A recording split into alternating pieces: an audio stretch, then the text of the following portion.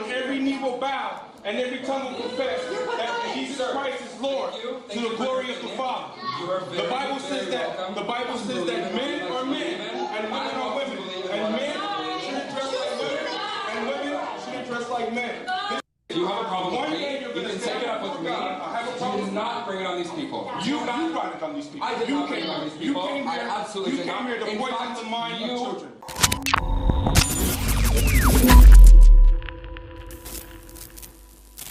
Welcome back, ladies and gentlemen, to the War Room. The second hour has begun. This is Harrison Smith sitting in for Owen Schroyer. My guest for this segment is a man named Doré Love. You can find his YouTube with that name, Doré Love. It's D-O-R-R-E space Love. That's his name. He recently confronted a transgender activist during one of these drag queen story hours. I don't know, I'm mixing up the differences now. Drag queen, transgender. I don't know. We'll discuss it all, but I want to go first to this clip. You can find it on his YouTube channel. This is a short segment just to give you an idea of what went down when he confronted this drag queen story hour. Let's play that now. There'll come a day when every knee will bow and every tongue will confess that Jesus Christ is Lord to the glory of the Father. The Bible says that men are men and women are women, and men shouldn't dress like women and women shouldn't dress like men. If you have a problem with me, you can take it up with me. Do not bring it on these people. You brought it on these people. I did not bring it on these people. I absolutely did not. You came here to poison the mind of children. Oh my God, it's brave of you to go in here and do this, Doré. Doré, thank you so much for joining me. Thank you for having me. Yeah, and you know, if you weren't able to watch it, if you're a radio listener or something, just to give you an idea of what happens. So I guess you stood up and started sort of preaching and saying, this isn't right. And you see all these people with these little kids who are sitting here listening to a man in a sequin dress preach to their kids. And as soon as you start talking, they cover the kids' ears and like rush out of the room. I mean, it's insane. So what were you saying there that so scared these moms? The Bible. Well, yeah. The Bible is scary for those who don't believe in it. It's the only standard of truth that we have left with all this this crazy, you know, ideologies going around and these crazy identity politics and the SJWs and the gender politics going around. The only standard of truth that we have now left is the Bible because it doesn't change. So that's it. It's almost like a weapon. The Bible even says that the Word of God is like a weapon. So yeah. You see how they reacted that stands true. It's literally like a demon cowering from a crucifix. It's biblical stuff that we're seeing here. And so what's your involvement in this? Obviously, your YouTube, Doré Love, D-O-R-R-E Love, is where you can find this clip. Is this something you do regularly? Were you inspired to do this because you saw that it popped up? What sort of inspired you to do this, I guess? So what happened? So I'm actually I'm a minister of the gospel. I'm also a street preacher, and on my YouTube, I just go to different places and street preach. And on that particular day, I was in Ottawa, and I was actually going there to street preach outside, but it started raining. It's funny, we prayed. We were like, yo, what should we do, God? And it started raining. So when it started raining, we decided, hey, I guess God wants us to go inside. That wasn't the original plan. And so then we went inside, and I sat down, and I just, you know, watched this person do his little he has his little expose, his little dance and everything. And he said, okay, well, this is the end of our show. Do you have any questions? Oh, no. So, I asked the question. What are you going to do when you stand before God and you have to be held accountable for, basically contributing to the delinquency of minors? Because that's what he's doing. And that was my question, and you saw the reaction from the question that I asked. Yeah, and the funny part is he gets in your face at the end of that clip there, and he's like towering over you. He's like this big guy, and he's being like very aggressive. He's wearing a little sequins dress. It's very weird and bizarre. I think it's so funny. I had no idea you were in Ottawa when you did this. I have this story from today from Ottawa. School sued for telling 6-year-old girl that girls are not real. And it's this school in Ottawa that showed this video from Queer Kids Stuff and basically traumatized this child. I'll get more into it in another segment because I have you here. I don't want to spend time reading this, but this is something that's happening it's government sponsored, right? This is happening in schools. Kids are being taught this, and as a 6-year-old, to be taught there is no such thing as a boy and a girl, and you're not a girl, and I cannot imagine what it would be like to grow up as a kid trying to find your way in this world and having all of these ideas thrown at you. It's child abuse as far as I'm concerned. Now, when you go out and do preaching, are you from Ottawa, I should ask? No, I'm originally from Vancouver, but I was raised in California. I've been out here in Toronto since 2011. So my dad's American and my mom's Canadian. So I spent half of my life in America, and now I spent the last 10 years out here in Canada. It's just so crazy how rapidly that this has happened. And so, you know, just what if people out there are listening and watching this, what was your experience in terms of if you were to do this again, how would you do it differently? Or somebody's like, you know, I'm going to go to one of these libraries and stand up for the children that are there being indoctrinated. Just what's your advice for them? I'll take a page out of George Bush's manuscript. Shock and awe. Okay. Wait for your opportunity. Say what you have to say in short, fast bursts, and then get out of there, because we know that at this particular time, the law is not on our side. The law is not on the side of Christians. So that's what I did. I sat there for a moment. And if you see through the video, they're like, "Oh, the police are coming." I'm like, "Chill, good, let them come," because you know I had a certain amount of time to say what I have to say and get out of there before they could say, "Oh, you're trespassing," or "You're doing this," or they'll find some trumped up charge just to get me out of there. But also, I would say, you know, be respectful, and you know, I can speak my piece without I can tell the truth, speak the truth in love, as the Bible says. Without I could offend them without purposely being offensive. That's what I would say. And so that was my goal. And then there was children around. Like, there were so many things that I wanted to say. Just like you said, he was like scantily dressed in like this thing. And when I looked down, you could see like the bulge of his, you know, testicles and Johnson. And that's what I wanted to say. I'm like, yo, bro, you're standing in front of kids with your package hanging out. But I had to be real cautious of what I said, because I knew this would be on the news. So I used a different verbiage. I think I said, you know, you're dressed like a whore. But what I wanted to say is like, man, how can you stand before these children with your package hanging out? I can see your package. He had like some sheer flesh-colored stockings on, and I'm like, ew. And so weird. And yeah, that's great to hear. It sounds like you did it in a very intelligent way. And again, it's like, you know what? If you're an adult and you get your kick somehow, whatever. I don't really care. Not my style, but I get that people are into that sort of thing. But it's the fact that they're doing it to children. It's the fact that they're promoting this that is so weird and bizarre that it's like it's considered hateful to even question it. But you know, I think what you did was really pretty perfect. And I don't know if you ever watch Jesse Lee Peterson, but he has these great things where he goes to what they call slut walks, and these women will be like, "Oh yeah, I'm a slut. I'm a slut." And he's like, "Well, does your mother know you're a slut?" And then suddenly they're like, "Well, no, shut up. What are you talking about?" So like, I think what you did was perfect, where you're just like, "Well, what will you say to God when you see him?" Right? You're not even accusing them of anything. It's their own guilt. It's their own like they freak out and they go, "You're being hateful." It's like, yo, all I did was ask a question about you and God. I think that's brilliant. Did you think about that, or is that just what came to your mind? Yeah, well, I knew there was going to be a Q&A, and that was the first thing that came to my mind. Yeah, I was like, what are you going to do, man? Because like when I preach, that's what I ask a lot of people. I always say, well, you know, sometimes we get into long debates and long discussions about, you know, God and the things in the Bible. And when it comes down to it, it's like, yo, what are you going to do when you stand before God? Because, you know, I don't believe anyone really believes everything came from nothing. I believe that people just say that so they can live the lifestyles that they want to live and do what they want to do. So I firmly believe that. So I ask questions according to my beliefs. I don't believe you don't really believe there's no God. So what are you going to do when you stand before God? And then I've noticed that every time I ask that question, people reason within that scope. They don't reason as if there is no God. They start reasoning within, or I bring them on my ground, and they start reasoning within the scope of my reality and how I see things. Yeah, and like I said, it's a brilliant tactic, because you aren't accusing them of anything, you aren't saying anything, you're letting their own internal barometer act up, and you're going, hey, have you looked at that barometer recently? And they're like, shut up, don't look at my barometer. I mean, it's absolutely great. It's really an amazing video.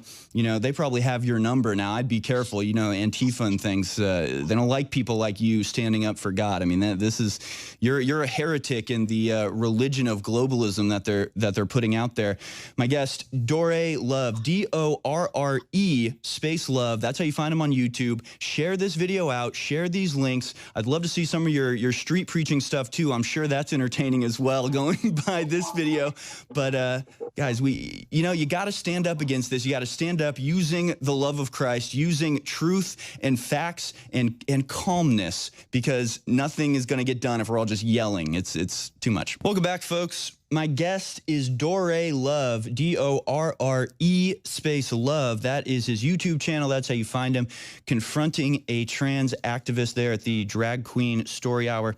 And I had no idea he was in Ottawa when this happened, and it just so happens that today, in fact, it was posted yesterday, but there's this article from the Justice Center for Constitutional Freedoms in Ottawa. School sued for telling 6-year-old girl that girls are not real. And one of the reasons I want to read this article is because, you know, obviously we try not to make this an explicitly Christian show, right? We do this because we love truth. We do this because we see evil in the world and we see what counteracts that. But you don't need to be a Christian to understand how this is exploitative. You don't need to have a faith-based reason to oppose what is being done to our children in their schools, in our culture, in anything like this. So I want to read this to illustrate this point. So as a 6-year-old student in grade 1, and her teacher showed this video titled He, She, They, Gender by Queer Kid Stuff. It was Queer Kid Stuff number 2. This is a YouTube channel. In fact, we'll play this video now as B-roll. The whole thing is literally, you can't say it's anything else. It's homosexual indoctrination. The whole this song that you'd be hearing now, the theme song about it is all, it's literally the lyric is gay means happy. It's great to be gay.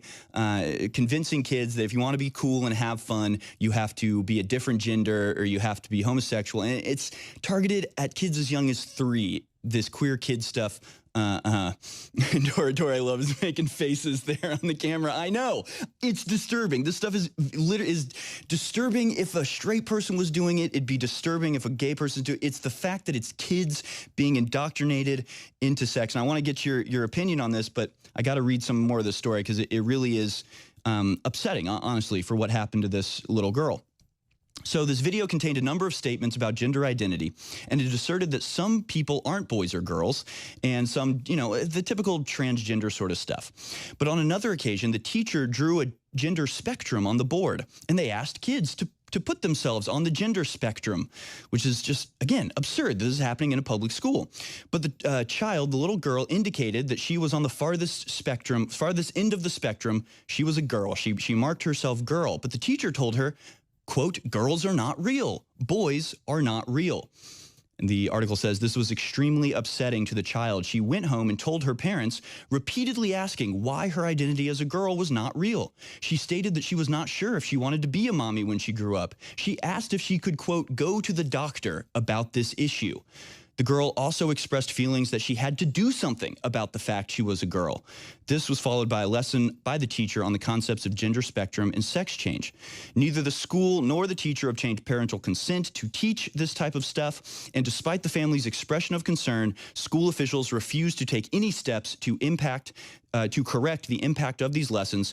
Ultimately, the family had to move her to a different school because they felt like that was the only way they could help this little kid. And you just have to think that if this little kid had a less trusted parent, you know, a parent that was more focused on the social justice aspect of things, they probably would have taken her to the doctor. The doctor would have probably told her, oh, well, you need a hormone treatment. You need irreversible, life-changing, chemical castration of some sort. I mean, it's absolutely sick. So I don't know if you've heard about this or not, Doré. Again, Doré Love is my guest, but it just so happens that you were in Ottawa when this happened, and here we have a story from Ottawa of just the trauma, the mental trauma that is inflicted on children when you basically pull the rug out from under their entire conception of reality. It's disturbing.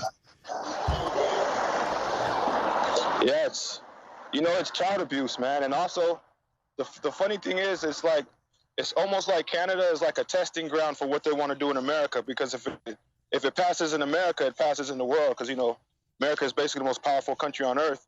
Just like they passed gay marriage here first, and then they passed it in the States. So everything they're doing here, it's just testing to see how far they can push it before they bring it to the States. So it doesn't surprise me because with this is a socialist type of environment up here, and also people are real liberal. It's live and let live, do your own thing. But I'm always wondering, what's the end game? Like, I can't just believe everyone's just ignorant and idiots and doesn't understand what we understand. So I'm trying to figure out what's the end game, because this can lead to nothing but destabilization of not first the family, and then civilization of humanity itself. Yeah, no, and you make a great point about sort of using these socialist countries as testing grounds, right? Canada, England, they don't have the First Amendment. They don't have these constitutional protections. Last week we had a story where a cafe in Ireland was told to take down Bible verses because they were considered hateful, or they could be considered hateful, I should say. So you're in Canada. Do you worry about the fact that the opinions you have based in the Bible as they are might actually end you in legal trouble? Are you worried about the legal ramifications of what you do? Well, I don't really worry about them, but I know that it's definitely something that could happen. My friend was arrested for preaching the gospel. So it's like, yeah, it comes with the territory, right? If you're a police officer, you might get shot one day. Well, in this particular climate, if you're a preacher, you might come in contact with legal, or have to battle a legal battle one day. Wow. But it's cool. It's like to stand for the truth. I'd rather stand for the truth and suffer for it as Jesus did than just acquiesce to a lie and sacrifice my kids on the altar of the LGBTQ and let my kids go to the doctor and give them hormones. And I'm fighting for not just my kids, but everyone's kid that wants to grow up as a boy. If they're born as a boy, they want to die as a boy, and vice versa. If they're born as a girl, they want to die as a girl. There's many great people that stood against the times. Martin Luther King and people like that. Abraham Lincoln that lost their lives fighting for things that the society didn't want. So I think I'm in good company. Well, yeah, and you know what? They're going to come after you anyway, right? You can put your head down in the sand. You can pretend it's not happening. But if you're a Christian, if you believe these things, they're coming for you anyway. So at least give them a reason. At least stand up and make a nuisance of yourself and put yourself in the way and do what you can to stop the progression of this insanity, because they're going to come for you anyway. So, man, such bravery and really powerful stuff. Dore Love is his YouTube channel, D-O-R-R-E space love. I keep spelling it out because it'd be hard to Google, I think, if you're not, completely just kicked off the internet already. They don't like what you have to say. And the strangest thing to me, and I talked about this at length last week, but in Texas, I went to a gathering where it was people like you. It was parents standing up and saying, we don't want this taught to our kids. And yet they were drowned out by these people who don't want kids, will never have kids, and yet they're the ones dictating what's being taught to children. It's so absurd. It's happening in Canada even worse than it's happening here, it seems. But because they need our kids, they can't have, that's the thing, they can't have kids, so they need our kids. They can't reproduce. If they just stayed within their own community, they would eventually go extinct. So they need us. They need people, heterosexuals, the people that have children, and they need to corrupt the minds of those children so they could continue their culture or their ideology. Corruption. So corruption is the method of procreation, I guess you could say. Very, very interesting stuff. Dore Love, find him on YouTube. Share that link out. Stand up in your own communities. Stand up at your churches. Let people know this is a biblical, spiritual war between good and evil. You have to choose what side you're on, and once you do, fight for it.